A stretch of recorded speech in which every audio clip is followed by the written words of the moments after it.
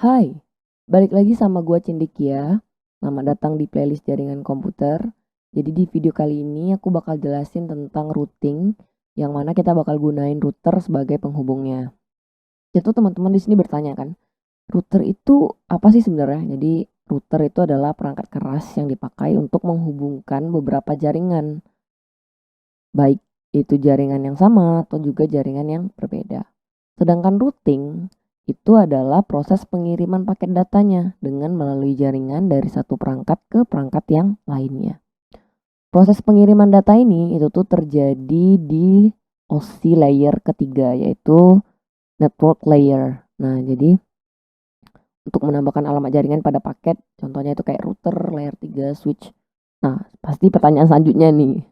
Lalu bedanya apa Kak router sama switch yang udah kita pelajarin kemarin? Oke, kalau switch itu kita lebih menghubungkan jaringan dengan kabelan. Selain itu juga IP kelasnya itu masih sama kalau di switch.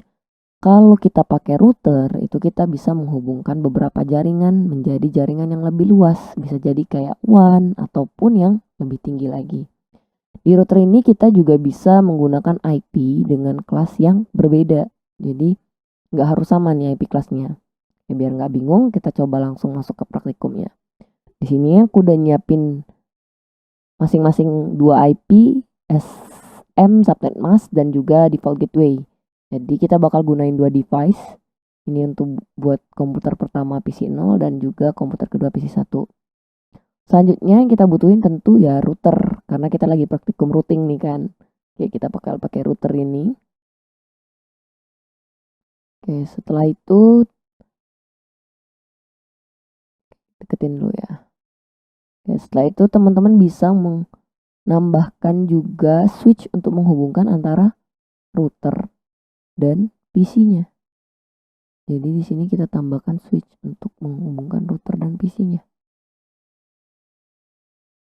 Nah, kalau udah tinggal dihubungin aja pakai kabel straight.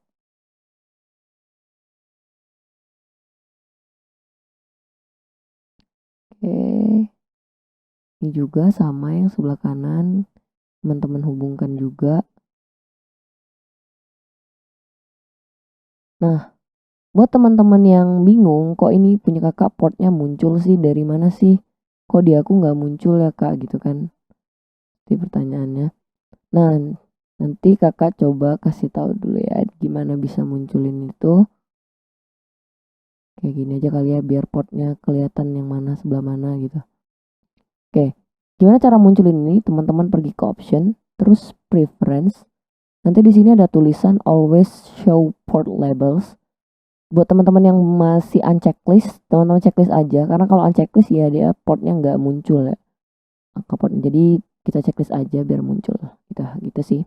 Oke, terus kita akan mulai praktikum routing ya. Ada dua cara. Pertama, dia menggunakan manual input, atau yang kedua teman-teman bisa gunain cara yaitu dengan CLI.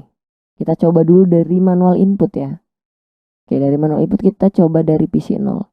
Lagi-lagi sama kayak praktikum-praktikum sebelumnya, kita bakal masukin dulu IP, subnet mask, dan juga default gateway-nya, yaitu 192.168.1.1. Kemudian subnet masknya juga dimasukin dan default gateway-nya juga dimasukin 192.168.1.5. Kalau udah, teman-teman close aja. Dan jangan lupa yang di PC 1 juga sama, kita masukin data-datanya. Itu 10.0.0.0.1,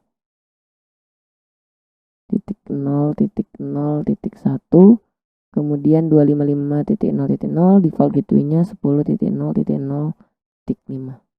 Kalau udah, teman-teman close aja dulu ini. Nah, kemudian kita akan mulai mengkonfigurasi routernya dengan cara yang pertama, yaitu dengan manual input. Gimana sih? Teman-teman pergi ke config, teman-teman lihat ada dua fast Ethernet. Teman-teman pilih berdasarkan fast Ethernet yang terhubung dengan PC 0. Di sini fast Ethernet yang terhubung dengan PC 0 itu adalah fast Ethernet 0/0. Yang mengarah ke PC 0 itu kan adalah fast Ethernet 0/0. Maka yang teman-teman pilih adalah fast Ethernet 0/0. Teman-teman kemudian masukin IP address-nya. Apa sih IP address dari router buat fast eternal per 0 itu adalah default gateway-nya dari PC yang terhubung. Jadi ini pakai default gateway-nya PC 0. Berarti 192.168.1.5. Terus subnet masknya juga dimasukin. Jangan lupa buat nge-turn on ininya di checklist port statusnya. Biar nandain kalau fast ethernetnya kita aktifin. Ini teman-teman silang aja. Nah, ini kita tunggu sampai bola-bola ini menjadi hijau. Biar kita bisa ngecek apakah yang kita hubungkan ini udah berhasil atau belum gitu. Sembari kita menunggu ini hijau, kita coba kerjain buat yang sebelah kanan menggunakan CLI. Ini cara yang kedua ya, itu menggunakan CLI. Apa sih CLI? Buat teman-teman yang udah ngambil matkul perangkat lunak jaringan, pasti nggak asing dengan command CMD atau CMD. Kita biasa ngoding di sana kan, karena kita menggunakan OS CentOS. Jadi kita biasa menggunakan itu buat ngejalanin OS-nya gitu. Kayak kalau udah gitu, kita di CLI ini tuh sama aja kayak di mata kuliah PLJ, kurang lebih sama. Kita kayak nge-coding gitu tapi di CMD-nya. Jadi kita bakal nge-coding di command line interface-nya si router. Nah, buat teman-teman nanti tinggal diklik aja, double klik routernya, terus nanti pilih CLI. Nah, kalau udah muncul gini, teman-teman enter. Kayak aku udah pernah pakai ini ya sebelumnya, jadi karena aku tadi udah ngekonfigurasi secara manual, nanti dia tuh muncul codingannya di sini. Jadi buat teman-teman yang kalau mau ngekonfigurasi beneran semua pakai CLI, nanti tampilan pertamanya pasti ini, continue with configuration dialog, nanti teman-teman pilih no aja. Nah, kalau udah, mulailah kita exit ya. Kita exit dulu, kita mulai banget dari awal banget. Nah, oke, exit lagi. Oke, dari sini lah kita mulai. Kalau awalnya kayak gini, apa sih yang kita ketik itu adalah enable. Enable artinya kita mulai masuk ke bagian router stack ini. Nah, kemudian yang teman-teman ketik adalah konfigurasi terminal. Ketik aja conf tab biar cepet. Ingat ya ini. Kemudian term tab. Oke, sorry, ada tipu. Term. Oke, terminal ya. Kemudian enter. Nah, ini tandanya kalau udah kayak berubah kayak gini berarti kita udah masuk ke config. Udah sampai di sini belum? Kita lanjut lagi. Internet fast interface tab, kemudian fast ya. Fast juga tab. Di interface fast ethernet. Artinya kita udah masuk ke router, kemudian dari router tadi kita coba masuk untuk mengkonfigurasi. Setelah itu kita coba masuk lagi, yang mana, bagian mana sih yang pengen kita konfigurasi dari router ini? Apakah fast ethernet 0 per 0 atau fast ethernet per 1? Maka di sini kita perjelas bahwa kita tuh ingin mengkonfigurasi interface fast ethernet yang 0 per 1, karena yang 0 per 0 udah kita konfigurasi tadi. Nah, kalau udah ada tambahan min if ini, berarti teman-teman udah masuk nih di sini buat ngekonfigurasinya. Jadi teman-teman tinggal tambahin aja, yaitu IP add tab. Itu IP address artinya.